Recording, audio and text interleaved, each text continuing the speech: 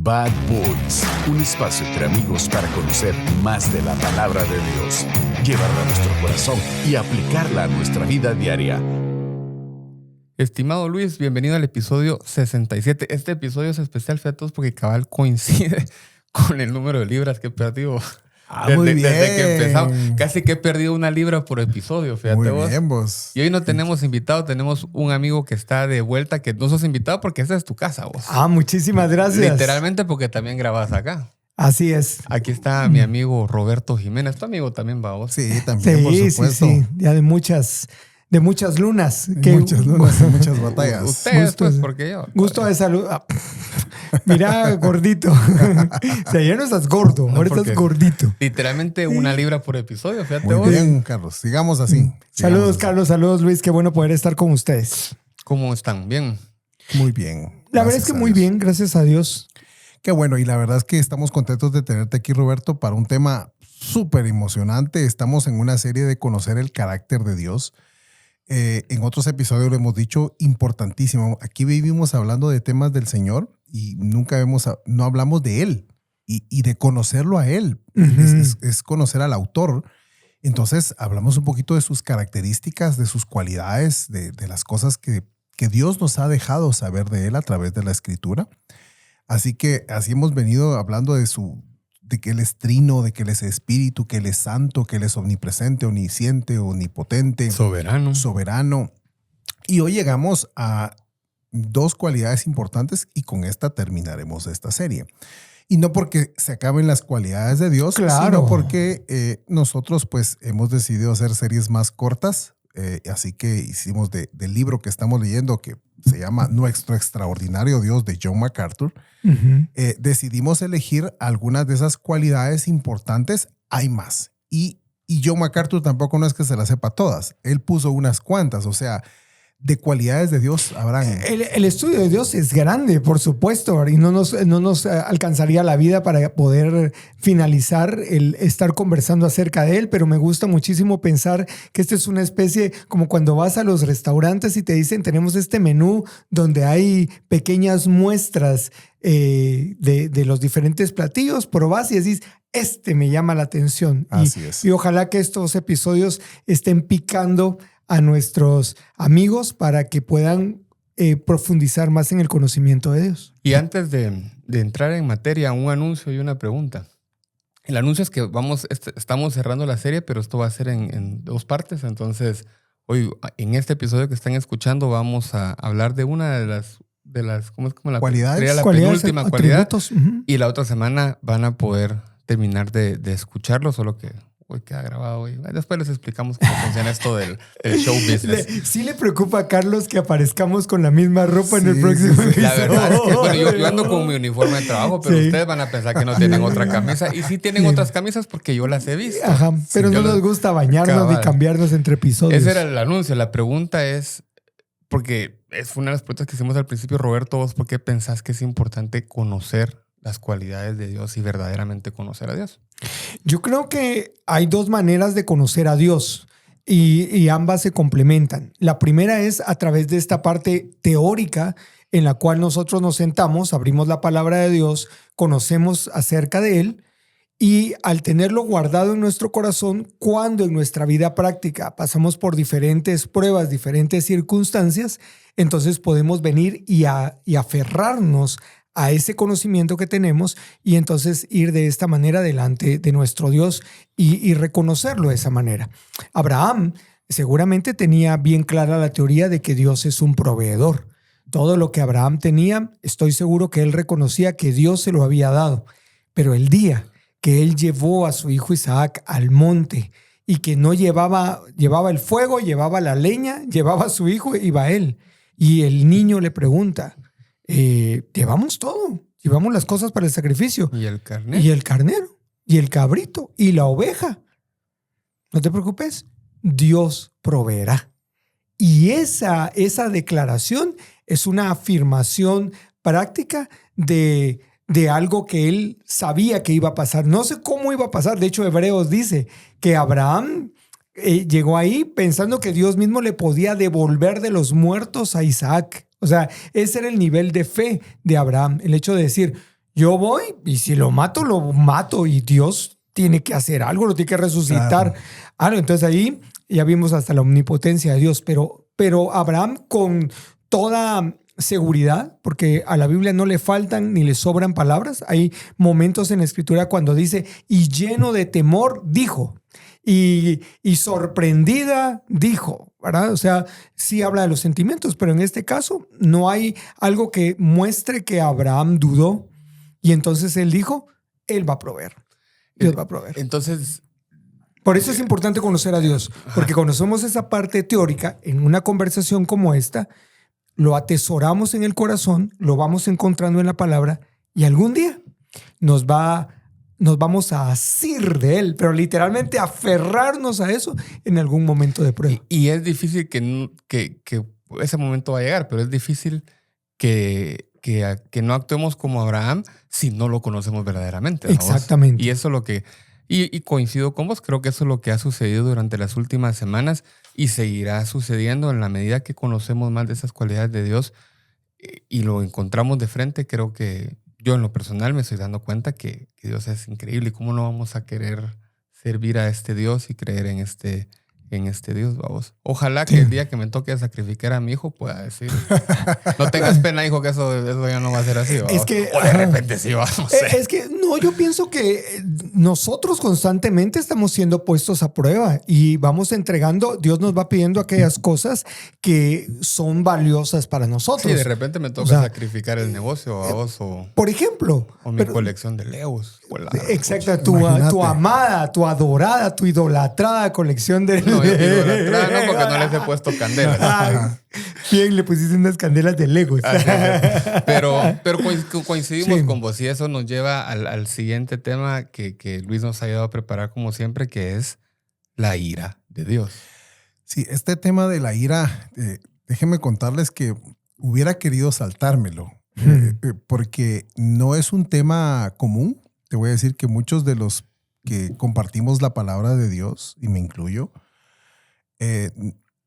a veces queremos como rodear el tema, no entrarle, ¿verdad? Y muchos libros también, o sea, este es uno de esas cualidades y características que ahí están, pero mejor si nos hacemos un poquito los locos, porque no es un tema popular, o sea, este es un tema complejo, complejo de explicar y difícil de asimilar para el ser humano. La famosa pregunta, pero si Dios es tan bueno, ¿por qué hay gente tan mala y por qué no destruye a los malos? Ajá. De esas preguntas, ¿por qué si Dios es tan bueno, la gente se va al infierno y ahí acaba su eternidad? O sea, de esas preguntas famosas que las podemos ir contestando si quieren a lo largo de este episodio, pero la gente normal nos cuesta asimilar el que Dios, siendo el dueño de la bondad, el siendo todo bondad y amor, también al mismo tiempo sea un Dios de ira y un Dios que castiga y un Dios que de verdad no tolera el pecado. O sea, nos cuesta asimilar esa parte y sobre todo porque queremos encontrar una excusa para nosotros mismos, para nuestro pecado. Entonces queremos encontrar del lado de Dios el lado bueno, ese lado en el cual yo estoy haciendo mal, pero no es tan malo. O sea, hay otros a los cuales sí Dios debería condenar, pero no a mí. Entonces, todo esto hace que nos cueste hablar de este tema. Pero si no hablamos de esto, estamos hablando de otra versión de Dios, una versión distorsionada de Dios o de otro Dios. Exacto. Porque nuestro Dios, cuando se presentó a Moisés, él se presentó diciendo, yo soy lento para la ira, grande en misericordia. O sea, lleva las dos cualidades intrínsecas dentro de su naturaleza. Lento para la ira es que sí tiene ira. O sea, sí él se indigna ante el pecado, pero también tiene misericordia y en grande. Entonces, hoy justamente hablaremos de esas dos cualidades. Lento para ira, grande en misericordia, pero hablaremos de lo que es la ira de Dios. ¿Qué piensas, Roberto? Yo estoy pensando que el tema de la ira de Dios es interesante porque la Biblia nos habla que la ira, cuando se menciona la ira de Dios, se menciona que es una provocación, es el resultado de, a diferencia de que sea como Dios es amor. O O sea, la Biblia da una declaración clara de que Él es justo, de que Él es omnipotente, pero Él no dice Dios es ira. Dice que nuestro pecado, la maldad, provoca en Él ira. Y esa es una cualidad interesante porque, o sea, eso cambia muchísimo la perspectiva de cómo nosotros hablamos acerca de la ira de Dios. O sea, la ira de Dios no tiene nada que ver con la ira que el ser humano maneja. Y por eso es que le tenemos miedo o tratamos de evadir el tema, porque pensamos que es igual a la manera en que nosotros reaccionamos. Y me gusta y estoy agradecido de estar en este episodio porque a los hombres regularmente se nos conecta con el tema de la ira, el enojo. O sea, es así como, es que soy hombre, entonces el hombre debe mostrar su enojo, ¿verdad? O sea, muestro mi autoridad a través del enojo, ¿verdad? O mi enojo es sinónimo de liderazgo y no necesariamente. Y entonces creo que a través del modelo que el Padre nos muestra, que Dios nos muestra a través de su palabra y que vamos a ver hoy, creo que nos va a quedar muy claro cómo es que la ira de Dios se manifiesta. Y me gustó muchísimo, casi que yo le pondría de título a este episodio, el Dios que es lento para la ira. O sea, espérame, voy a apuntar eso porque yo tengo que subir el episodio mañana. Porque para mí es importante recordarnos que aunque Dios es un Dios que manifiesta ira, o sea, para que la manifieste, o sea, tuviste que haber pasado muchísimos procesos de necedad. O sea, cuando uno ve, por ejemplo, el trato de Dios con el pueblo de Israel, o sea, para que Dios haya llegado al punto de mandarlos al exilio y dispersarlos, pasaron siglos, o sea, siglos de que lo fueron, así como decían las abuelas, o sea, me estás sacando de mis casillas, ¿verdad? O sea, una gotita, o sea, es una gota tras gota tras gota, y ya un día ya la gota que derramó el vaso, y entonces se tenía que hacer algo el Señor. Y entonces vemos esa ira que es provocada, no es su naturaleza de ira, sino es la provocación por su santidad, que ustedes ya hablaron del tema, o sea, por su santidad, Él no puede estar delante del pecado y tenemos que ser más claros. La Biblia dice en Romanos capítulo 1 que nosotros éramos enemigos de Dios y por lo tanto éramos objetos de su ira. Así o sea, es. Aquí no hay Dios te ama tanto, Dios se muere de amor por ti, por eso mandó a Jesús. No, eso no, o sea, eso no es cierto. O sea, éramos sus enemigos por naturaleza, le dimos la espalda en el jardín del Edén, quisimos usurpar su lugar y querer ser como Él. Ese fue el engaño de la serpiente y entonces nos volvimos enemigos y solo con vernos. O sea, solo con vernos éramos un recordatorio de esa traición y éramos objetos de su ira. Si entendemos esa parte, entonces vamos a poder entender su misericordia. Exactamente. Justamente eso iba a decir, Roberto. Es casi imposible entender la misericordia de Dios si no has entendido la ira de Dios, porque la famosa pregunta es, Jesús nos vino a salvar. Ajá, ¿y de qué te salvó? Si no sabes de qué te salvó, entonces realmente ¿de qué puedes estar adorando, agradeciendo, honrando? O sea, la misericordia de Dios, que ya lo hablaremos en el próximo capítulo, se manifiesta a través del sacrificio de Jesucristo, pero el sacrificio de Jesucristo es justamente esto, es salvarnos de esa ira en la cual vos dijiste claramente, éramos enemigos. Y como eras su enemigo, Dios podía haber descargado toda su ira sobre nosotros. Y solo como un paréntesis, y que la descargó sobre Jesús en la cruz. Y la descargó sobre Jesús. Y esa es la oportunidad que hoy nosotros tenemos. Uh-huh. Entonces, la ira del Señor es real. O sea, esto no es un invento, esto está escrito en la palabra de Dios más de una vez. O sea, esto no es un invento de esos de que ahí viene el coco, ¿verdad? Ajá. No, esto es real. O sea, de hecho, a mí me llamó la atención hoy en la mañana. De hecho, yo había leído ya el libro acá de John MacArthur, pero hoy en la mañana, buscando otro material que reforzara esto, escuché una prédica de Josías Grausman, que es uno de los pastores en la iglesia de John MacArthur, Y él hacía referencia al libro de Sofonías. Sofonías, para los que no sepan, es un profeta menor. Ujú. Y el libro de Sofonías, mira, te asusta leerlo. O sea, te asusta leerlo porque de verdad es una profecía de destrucción. Y literalmente dice, eliminaré al hombre. O sea, está anticipando que todo lo que conocemos, los elementos, van a ser destruidos.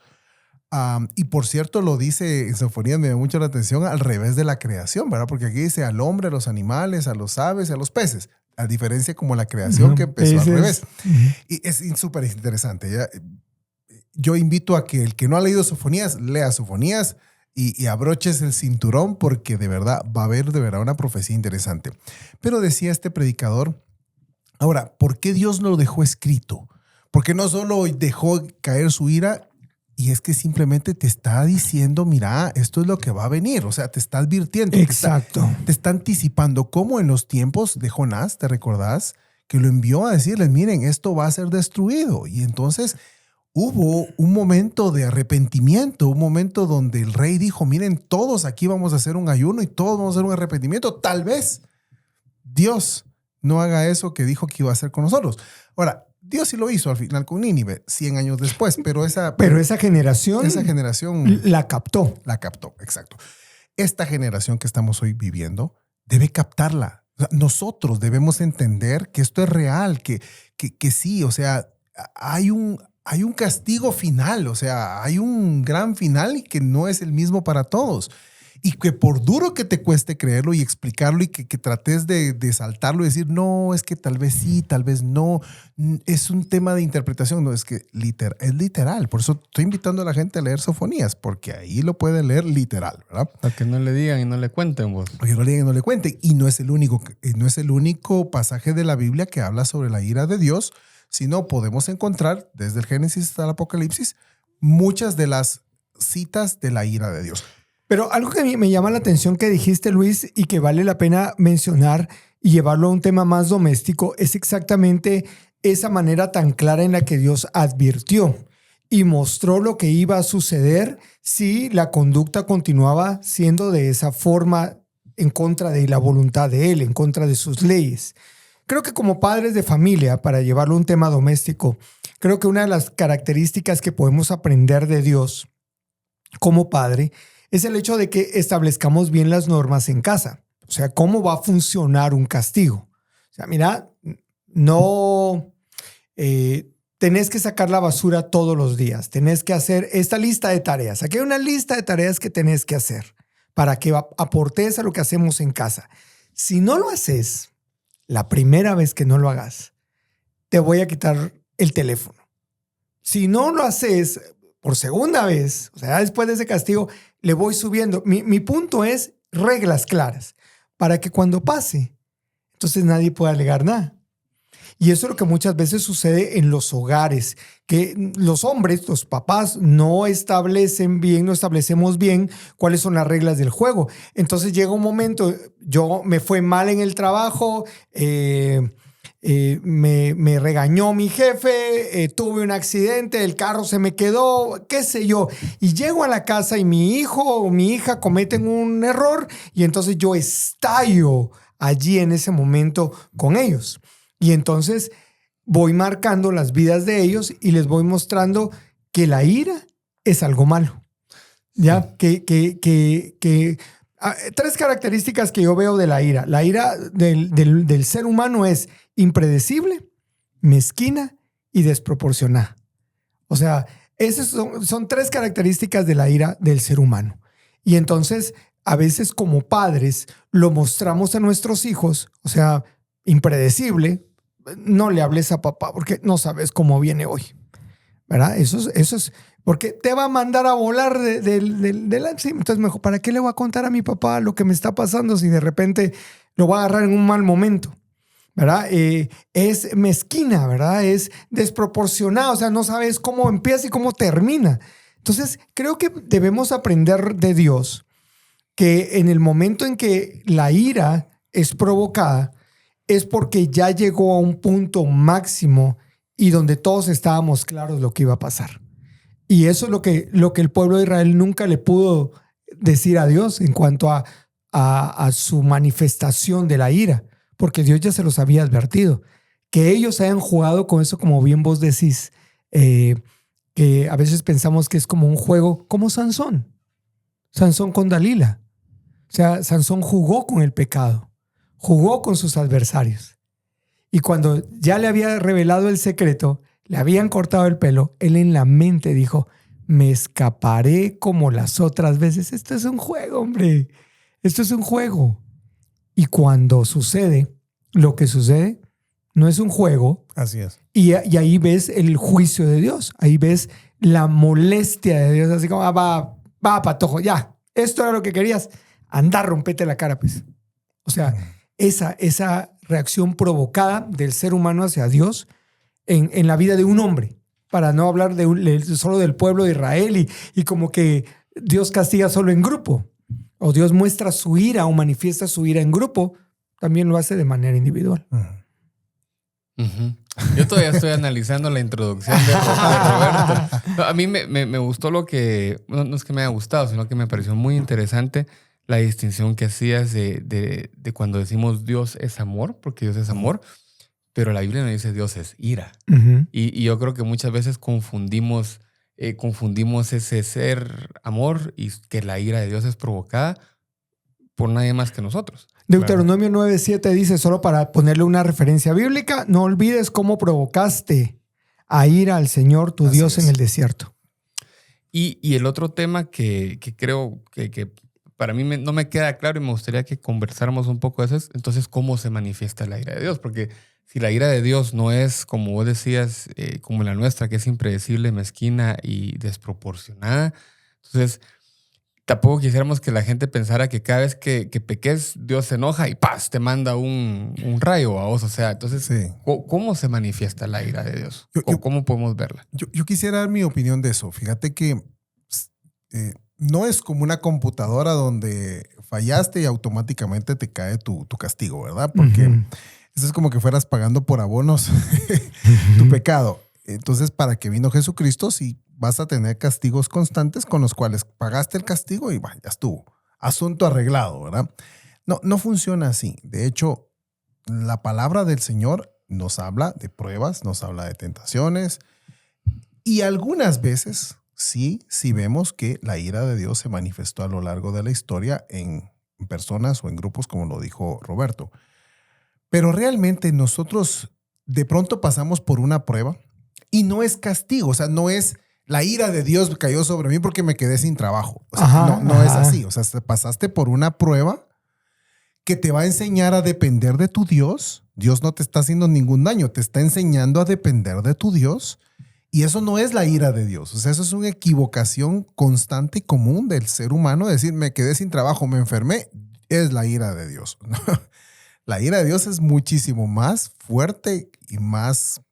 que es Dios, pues, o sea, imagínate que airás al Dios viviente, al que creó los cielos, la tierra, el universo y todo cuanto existe. O sea, es una constante negativa que hace que realmente despreciemos a Dios, le demostramos nuestro desprecio, nuestra ignorancia, le demostramos que no nos importa y que vamos a hacer lo que se nos da la gana de manera deliberada. Llegamos a airar a Dios, pero no es... Por cada cosa mala que hago tengo un castigo y empate. Te digo que sería muy fácil. Si la vida fuera así, fuera bien fácil, ¿verdad? Porque entonces yo pequé, ya me castigó, se acabó. Entonces, ¿para qué vino Jesucristo? Exactamente. ¿Para qué padeció por una cruz? ¿Para qué llevó el castigo de nuestra paz fue sobre él? O sea, por sus llagas fuimos curados, fuimos sanados de todo, tanto de enfermedades físicas como de enfermedades espirituales, como de todos nuestros pecados. ¿Para qué vino el Señor Jesucristo si yo puedo empatar con un castigo corto, con que se me pinche la llanta, con que me quede sin trabajo, con que me enferme de la gripe? O sea, no tendría sentido que el Dios de gloria se haya vestido de ser humano, haya llevado la peor de las humillaciones, le hayan escupido, lo hayan pateado, hayan tratado de hacer con él todo lo posible para despedazarlo física y moralmente. ¿Para qué fue eso si yo lo empato con un simple castigo? No funciona así el negocio. Totalmente. Jesús en la cruz recibió Dios descargó su ira. Pero otra vez, ¿qué es la ira de Dios? Su reacción a el pecado delante de un Dios santo, santo, santo. Lo que hablamos ya aquí sobre la santidad. Si no, regresen al episodio número 64 para hablar acerca de la santidad de Dios. Entonces, Dios descarga su ira sobre Jesús y se abre un paréntesis, se abre una oportunidad, una puerta en el tiempo, para ponerlo así todo dramático, donde todo aquel que es enemigo de Dios, una amnistía, donde todo aquel que es enemigo de Dios puede venir delante de él. Y porque Jesús recibió sobre él la ira de Dios, tenemos la oportunidad de acercarnos y de reconectarnos con Dios. ¿Y cuánto tiempo dura esa oferta? Hasta que Cristo venga. Exactamente. Y eso es lo que a veces la gente no tiene en mente. Piensa lo que decías vos, para regresar un poquito. Pensamos que la ira de Dios es esas constantes cosas que nos pasan mal y como Dios se enojó, me castigó. Sí. Pero realmente cuando conozcamos la ira de Dios, eso va a ser cuando regrese su hijo. Sí. Y bueno, ¿en dónde están ahorita? Creo que el versículo de 2 de Pedro 3:9 resuelve la pregunta que mencionábamos al inicio del programa de ¿por qué Dios permite que el mal continúe en el mundo? ¿Por qué no viene por qué no regresa y lo borra? Oigan lo que dice 2 de Pedro 3:9. El Señor no se tarda en cumplir su promesa. Según algunos entienden que es una tardanza, sino que es paciente para con ustedes, no queriendo que nadie perezca, sino que todos vengan al arrepentimiento. O sea, sí, va a haber un día donde la ira de Dios se va a descargar sobre todos aquellos que le rechazaron, que le dieron la espalda, que claramente dijeron que no creyeron en él. Pero este es un momento de paréntesis. Es lo que vimos que Dios hacía con el pueblo de Israel. O sea, les mandaba jueces que los liberaban, que los ayudaban. Y lo que pasa es que nosotros en la Biblia leemos una línea después de la otra, pero estamos hablando de cientos de años o sea, el periodo de los jueces fue un periodo de cientos de años. El periodo de los reyes fue cientos de años los que vivió el pueblo de Israel. Y Dios constantemente tuvo misericordia de ellos. Tuvo misericordia. Llegó un momento donde dijo, basta. Bueno, hay un basta en nuestro futuro. Un momento donde Dios va a decir, suficiente. La puerta de oportunidad se cierra. Y por eso es que es triste cuando yo escucho a gente que dice, no, es que yo estoy seguro que Dios no puede ser tan malo. O sea, ya estando ahí en el cielo, tal vez hace un examen de suficiencia. Un examen donde tal vez gane con 61, que me lleve al 61 y de panzazo paso al cielo. Pero no, Dios no es como nosotros. Ahí tal vez ya nos pasamos a misericordia, pero solo como, pero, digamos... Pero yo creo que hay o sea, ¿quieres terminar tu idea? El punto es, malentendemos la misericordia de Dios como malentendemos su ira. O sea, por eso es que es importante conocer a Dios, porque si no lo conocemos, estamos creando un Dios a nuestra imagen y semejanza y de acuerdo a nuestras ideas que no tienen nada que ver con el Dios de la Biblia. Así es. Yo creo que antes de hablar de misericordia, que es para el otro episodio, con Luis cuando conversábamos de esto, inevitablemente caímos en tres conceptos que creo que es importante discutir. Uno es el infierno. Sí. El infierno como un lugar donde, pero no sé si lo voy a decir bien o mal, o ustedes me corrigen, porque ustedes son los más experimentados. Roberto. Donde vamos a vivir la ira de Dios eternamente. Tenés cara de que querés decir algo. Es que hay un concepto que yo aprendí recibiendo un curso de teología que a mí me impactó mucho, porque hablamos del infierno, ¿verdad? Entonces sí, es el lugar de tormento. ¿Qué mayor tormento que no tener la presencia de Dios ahí? Dios no está allí. O sea, pues no como lo vemos manifestándose en el mundo. O sea, y eso que decimos es que este mundo está de cabeza. Sí, todavía la Biblia nos dice claramente que el Espíritu Santo literalmente está deteniendo la maldad en este mundo. Imagínate cuando ya la maldad no tenga control, soledad, oscuridad, dolor. O sea, el infierno realmente es un lugar terrible, no es un lugar de parranda como nos lo quiere vender el diablo. ¿verdad? Porque él lo único que quiere es distraernos de lo importante, de lo que la palabra de Dios dice. Y Satanás sabe que también en ese día él se va al agujero por la eternidad. Así es. Y él ya fue vencido en la cruz y va a ser enviado al lago de fuego por la eternidad, al castigo eterno. Este periodo, como lo hemos hablado en el podcast, en el otro podcast, es donde está tirando patadas de ahogado. Religión pura. Ah, Sí. Mira, pero entonces no podemos hablar de la idea si no hablamos de ese resultado que eventualmente algunos van a conocer u otros, o sea, eso va a llegar. Y eso, el siguiente concepto que hablábamos con Luis es el de la salvación. Entonces, ¿de qué nos estamos salvando? Para entender la salvación hay que entender que nos estamos o nos están salvando de eso. De eso, así es. Y yo le decía a Luis, ahí te doy la palabra. Entonces, la pregunta era, ¿entonces se pierde esa salvación? Puedes estar un día en la ira, fuera de la ira de Dios y otro día sí, y puedes estar jugando entre eso. Y hablábamos un poco de eso. Sí, aquí ya te metiste a Honduras, pero sacame. Pero la salvación no se pierde porque no la ganaste. La salvación se te fue regalada y se te fue regalada por Cristo, por ese sacrificio en la cruz.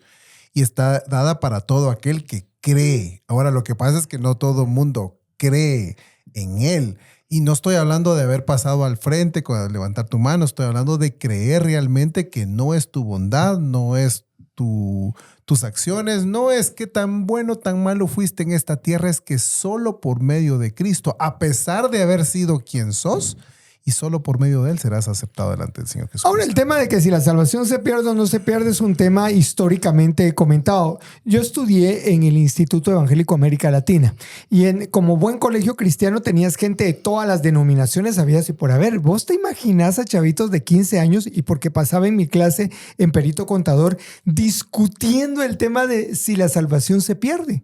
O sea, estábamos se volvía tampoco todo el tiempo, todos los días. No, éramos patojos normales, pero una vez tuvo que incluso intervenir educación cristiana del colegio para llegarnos a hablar de tema porque se volvió a acalorar, porque todos tenían sus versículos, patojos de 15 años. Pero doña Beatriz de Zapata, fundadora del colegio, nos dijo una frase que a mí me marcó para siempre. Y que ella decía: no importa si la salvación se pierde o no se pierde. El tema aquí, dijo ella, no es si la salvación se pierde o no se pierde. Es la salvación y el valor que le das. ¿Es un diamante para ti la salvación? Y todos, sí. Entonces, ¿lo vas a desperdiciar? ¿Lo vas a dejar ahí? ¿Vas a ponerlo en el lodo? ¿O lo vas a cuidar?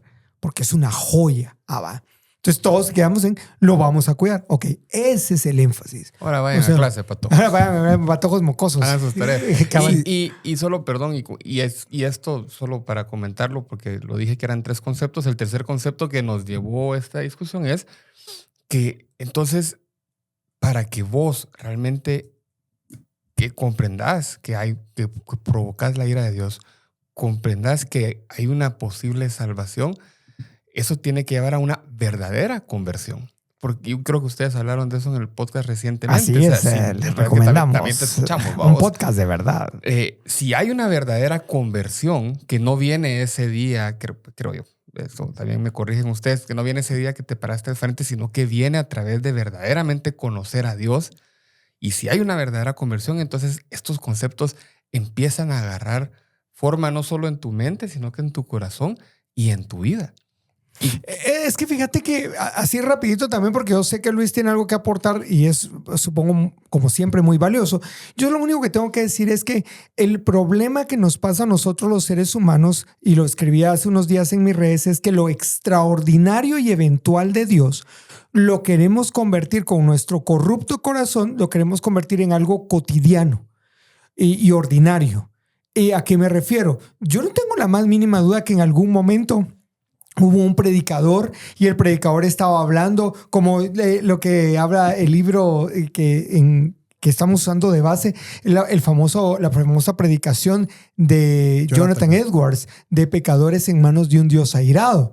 Y cuenta la historia que Jonathan Edwards está predicándole, la gente se agarraba de las bancas y salía a las columnas y se agarraba porque la gente sentía que el suelo se abría y se abría el infierno y todos iban al infierno. O sea, no puedo imaginar cómo fue ese momento, pero lo que quiero decir es, estoy seguro que cuando el cuate dijo, ¿alguien se arrepiente? Todos pasaron al frente, ¿me entiendes? Ahora, eso fue algo eventual. Ya después de eso todos quisimos, sí, pasa al frente el que esté arrepentido, como una señal física de arrepentimiento, pero eso fue algo eventual. Y yo no tengo la más mínima duda que hay momentos donde Luis Palau cuenta en la película de su biografía, pero es un hecho real. Él está predicando en una iglesia y está hablando acerca del perdón. Y alguien se levanta la mano y dice, pastor, yo quiero pedirle perdón a Carlos porque yo le presté un dinero y nunca le pagué a Carlos. Carlos, te voy a pagar el dinero que te debe. Yo engañé. Y todo el mundo se empezó a parar a pedirse perdón. ¿Ahora qué vamos a hacer sesiones públicas de pedirse perdón a la gente? No, eso fue algo extraordinario y eventual que Dios hizo. Y muchas conversiones, muchos momentos de conversión, no dudo, grupales en comunidad, no dudo que ha sido de levanté la mano porque yo quiero que sepan que estoy arrepentido, o pasé al frente corriendo a pedirle perdón al Señor por mis pecados, pero no lo volvamos algo. No querramos volver cotidiano. Y por eso es que ahora tenemos que hablar de la verdadera conversión, porque a lo largo de los años pervertimos el concepto. Sí, yo lo que quería hablar de... Juegue. Vos dijiste algo interesante. La salvación es una joya, pero la hemos despreciado a lo largo de la vida.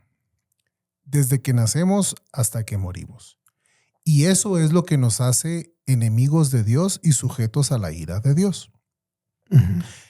Romanos capítulo 1 menciona específicamente esta parte de Romanos 18:21. Dice, porque la ira de Dios se revela desde el cielo contra toda impiedad, toda, inclusive las mentiritas blancas, uh-huh, e injusticia de los hombres que con injusticia restringe la verdad.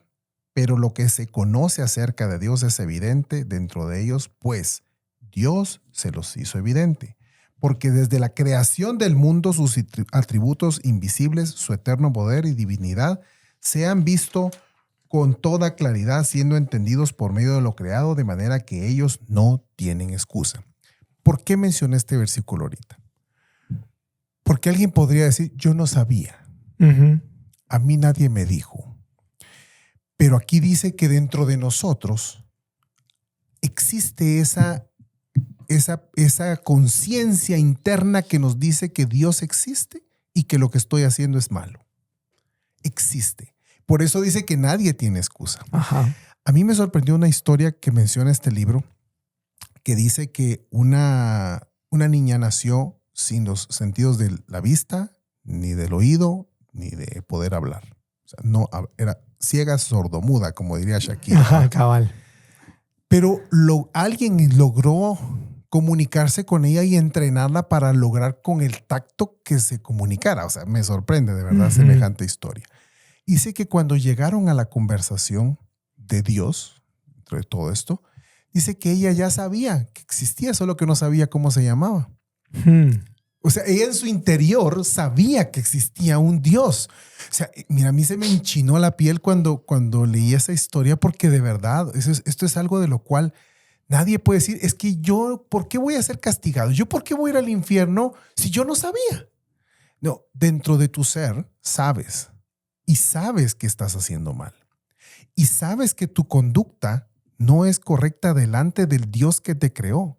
Y sabes que tus pensamientos e intenciones, aunque tus acciones no lo demuestren, también son pecaminosas. Eso lo sabemos.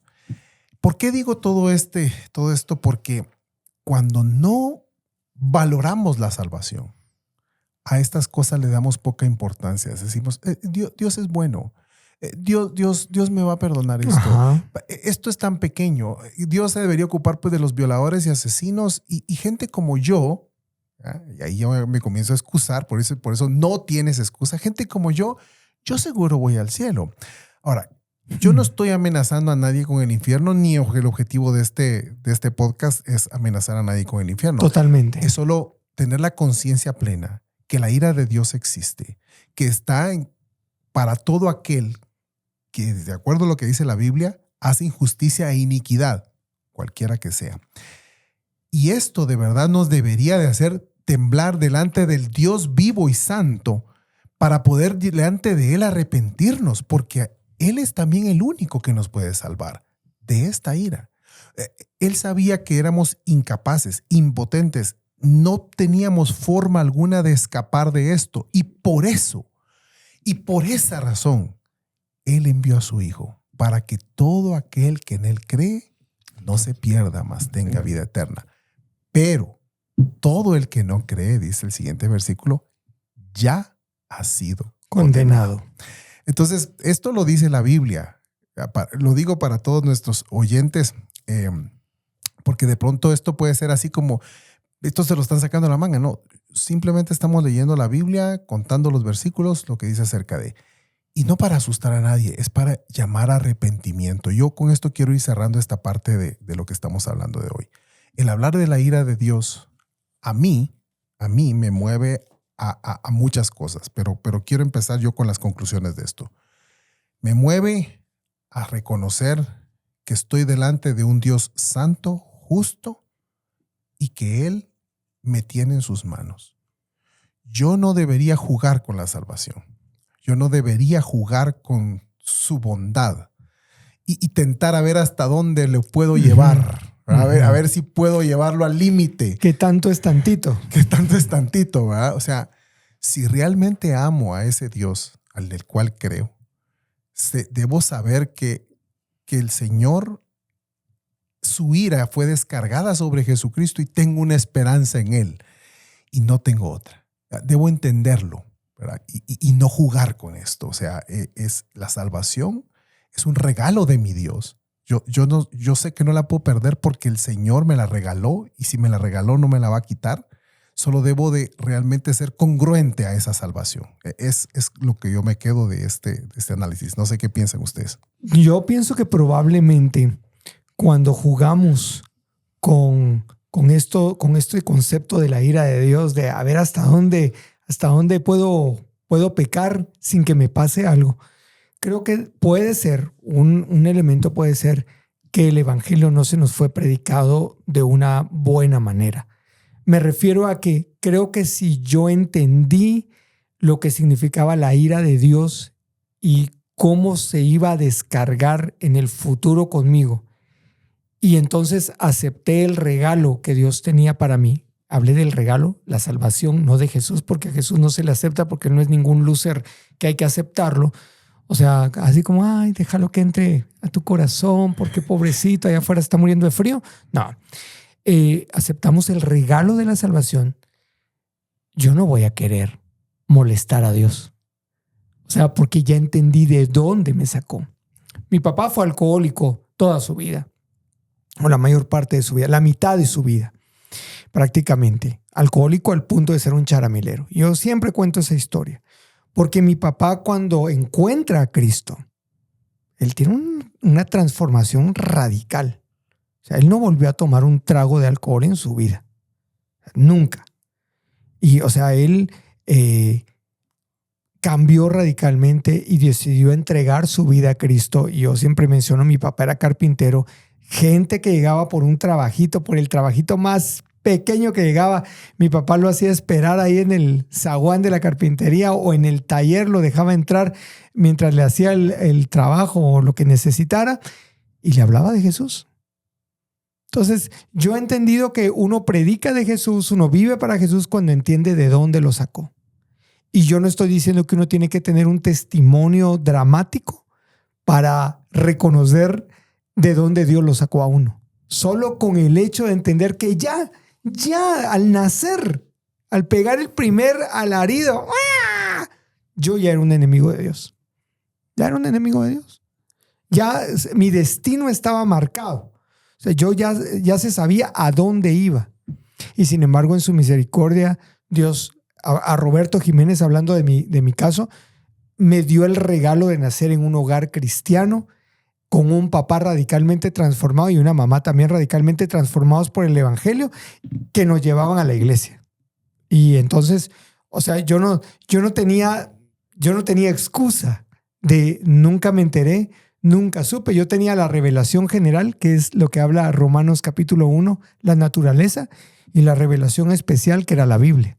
Y allí entendí quién era Dios. Pero lo que quiero decir es, a veces no valoramos el regalo que Dios nos ha dado, la salvación, porque no hemos entendido la ira de donde Dios nos libró. O como dice los hermanos de Living Waters, que son evangelistas, tal vez en el otro episodio les digo el nombre del hermano, pero él siempre dice, la gente no va a valorar el monte Calvario si primero no entiende el monte Sinaí. O sea, la ley, lo que te llevaba a la ley, simplemente a mostrarte que no eras nada. O sea, la ley lo que nos hacía mostrar éramos que éramos incapaces, éramos nada. Y entonces valoramos el Calvario cuando Jesús dio todo por nosotros.